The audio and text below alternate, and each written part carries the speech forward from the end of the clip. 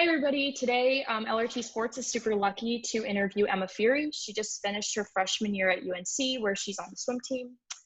Emma definitely had an untraditional start to her college career.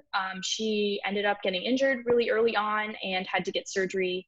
She missed out on a large portion of the season and didn't get to compete. And so today she's going to tell us a little bit about her story, and hopefully others can relate, because a lot of times I think people are so excited to go to college and have all these new experiences, but there's a lot of kind of unexpected things that can happen that change your trajectory. So she's definitely a good example of that, and I think her story will be really helpful. So let's get started.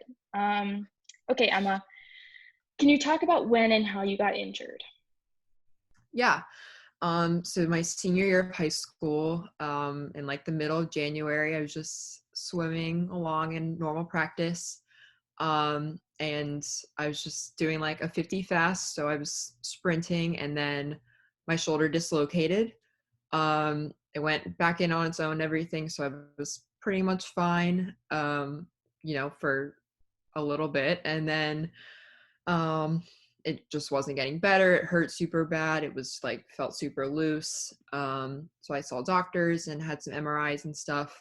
And nothing was torn, so there was really no like structural damage, but obviously it was so painful to swim, and it was kind of just hard to do everyday things.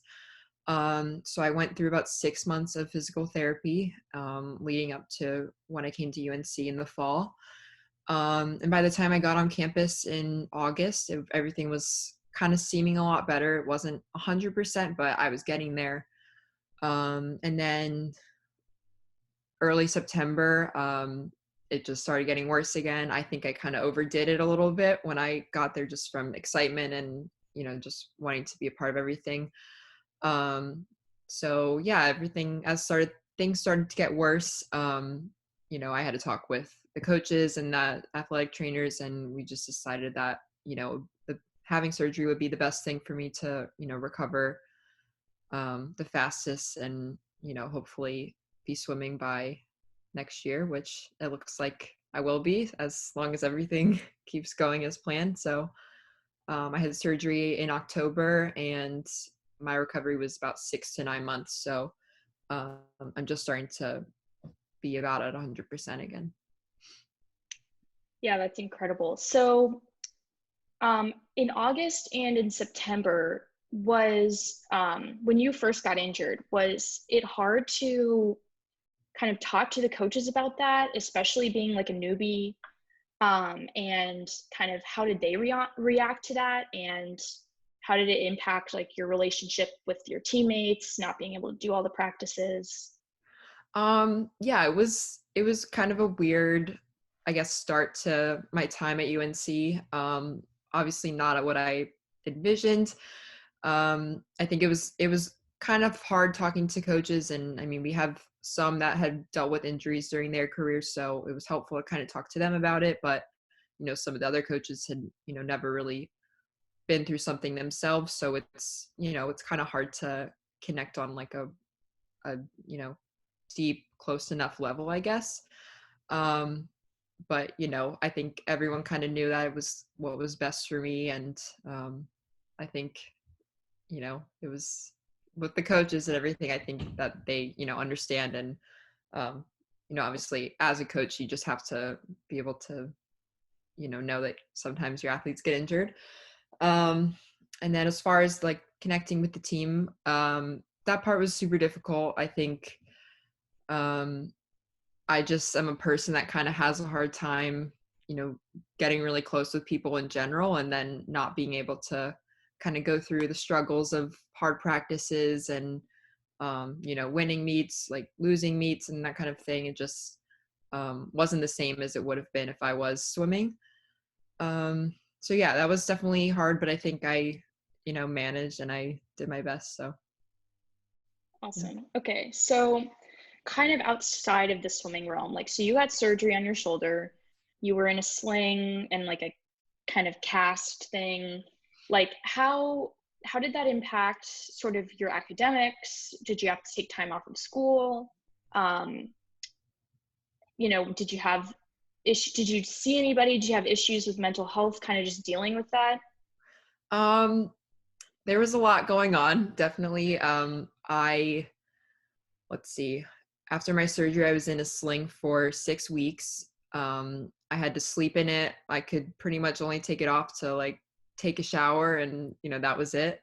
I had like a big pillow, so it was like just super annoying and bulky, and just made it hard to kind of do anything.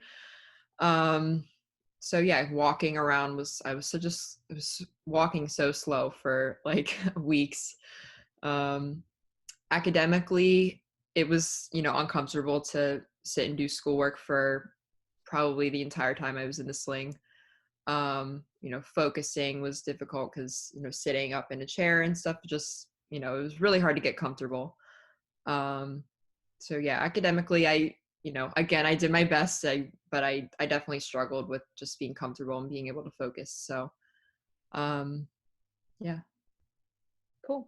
Okay.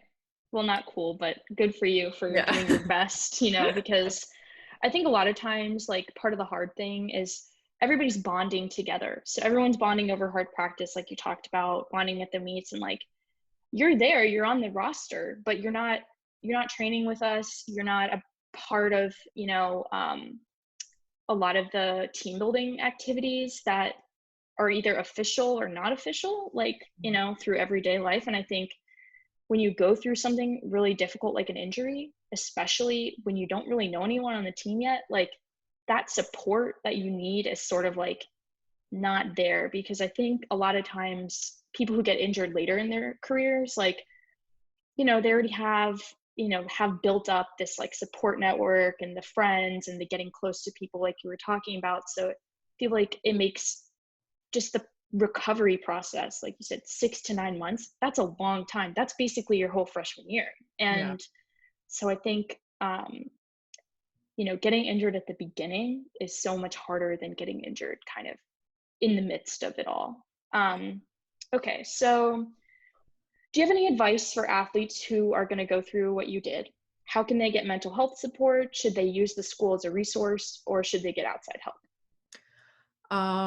I definitely think take all the help you can get. Depending on the severity, or I guess, where on your body you're injured, everyone kind of needs different help. Obviously if you have like a knee or foot, ankle, that kind of injury, walking is hard. So if I know that there was services on campus to, drive you to and from class and stuff. I didn't need that, but if I did, I definitely would have used it, because that would be super difficult.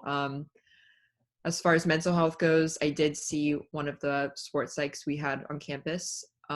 She was super helpful. I went to her like every week or every other week, and it's just nice to like talk to someone, because most athletes, I guess, on the swim team at UNC just maybe have been through like small injuries, but not a lot of them have actually gone through surgery, and then like almost a year of rehab. And I guess doing it all in your freshman year, it's like kind of scary. So no one else had really been in the exact boat that I was in, so it's nice to just kind of go and vent to someone. And sports psychs, they're just there to listen to you. So I think definitely utilize them if they're available. And yeah.